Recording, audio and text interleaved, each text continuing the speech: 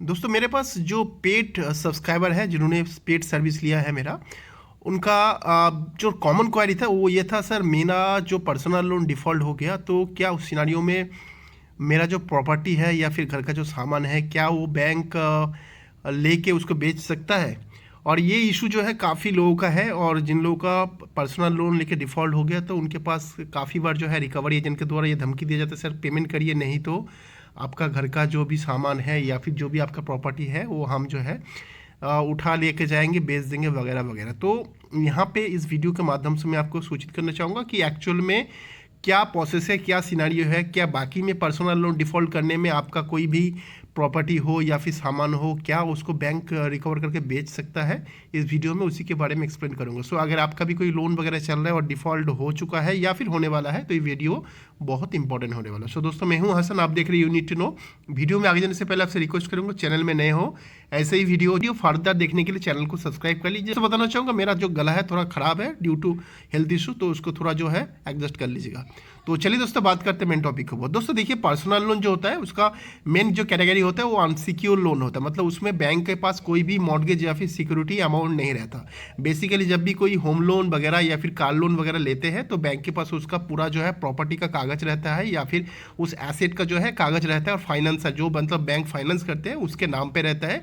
जब भी आप टोटल ईएमआई कंप्लीट कर देते हो तब जो है नाम ट्रांसफ़र होता है, किसका, बैंक के नाम से आपके नाम पे ट्रांसफ़र होता है। मतलब वो प्रॉपर्टी तब जगह लीगली आपके पास होता है। उस बीच में अगर आप लोन डिफ़ॉल्ट कर देते हो या फिर लोन का पैसा नहीं भरते हो तो वो जो है बैंक उसको रिकवर करके लेके जाता है और उसको बेच के अपने पैसे रिकवर करते हैं। लेकिन क्योंकि पर्सनल लोन में ऐसा कोई सिक्योरिटी अमाउंट नहीं रहता तो इसके बोलकर डायरेक्ट जो है बैंक के पास कोई भी प्रावधान नहीं रहता कि बैंक जो है आपका प्रॉपर्टी वगैरह जो है बेच सके। लेकिन दोस्तों कुछ सिनारियो है जहाँ पे बैंक ऐसा चीज़ कर सकता हो गया। दोस्तों एक होता है आर्बिट्रेशन प्रोसेस में होता क्या है, बैंक आपको आर्बिट्रेशन के लिए बुलाता है, नोटिस भेजता है, और मैक्सिमम सिनारियो में ये होता है कि आप जिस शहर में रहते हो आपको दूसरे शहर में जानबूझ के जो है आर्बिट्रेशन का प्रोसेस फाइल किया जाता है जिससे आप वहाँ पे पहुँच ना सको। और इसमें बैंक का फ़ायदा ये होता है कि जो आर्बिट्रेशन के बाद जो डिसीजन सुना जाता है जिसको अवार्ड बोला जाता है टेक्निकल लैंग्वेज में, वो अवार्ड में वन साइडेड डिसीजन होता है। मतलब क्योंकि आप नहीं पहुँचते हो तो वो बैंक के फेवर में ही डिसीजन पहुँचता है। और वहाँ पे दोस्तों क्या होता है, एक प्रावधान ये रहता है कि आपका सैलरी जो है डिडक्शन किया जाता है 10 to 30%, कुछ कुछ सिनारियों में 50% पर मंथ।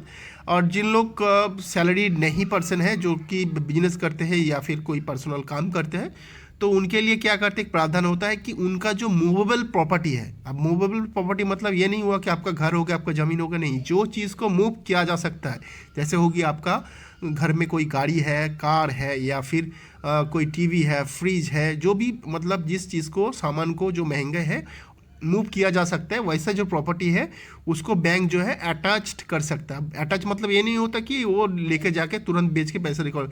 अटैच मतलब ये हुआ कि उसको जो है बैंक ने अपने कब्जे में रख लिया, जब तक आप पूरा पैसा उसको वापस नहीं करोगे तब तक जो है आपका वो सारा जो एसेट है वो बैंक के पास वैसे कि वैसा अटैच रहेगा। सो यहाँ पे दोस्तों तो एक भाषा में अगर मैं बोलूँ कि हाँ बैंक क्या आपका कोई प्रॉपर्टी बेच सकता है, यहाँ पे क्लियर आंसर होगा नहीं, कोई भी हालत में नहीं होगा। क्वेश्चन है क्या आपका कोई एसेट वगैरह बैंक जो है जब्त कर सकता है, इसका आंसर होगा यस कर सकता है। आप दोस्तों दूसरे एक सिनारियो में बता देता हूँ, वो rare of the rarest case होता है। अगर आपका लोन का अमाउंट बड़ा होता है या फिर ऐसा कोई इशू करते जिसके चलते आपका केस जो है कोर्ट में पहुंच जाता है, जैसे होगी आपने कोई फ्रॉडलेंट एक्टिविटी किया या फिर आपका लोन का अमाउंट बड़ा हुआ और बड़ा मतलब 20 लाख के ऊपर हो गया, तो वहाँ पे जो डेथ रिकवरी ट्रिब्यूनल है वहाँ पे पहुँच गए बैंक। तो उस सिनारियो में अगर जज साहब ने ऐसा राय दे दिया है कि आपका प्रॉपर्टी वगैरह जो है बेच के भी पैसा जो है रिकवर किया जाता है तो उस सिनारियो में हो सकता है, तो वो एक रेयर सिनारियो होता है।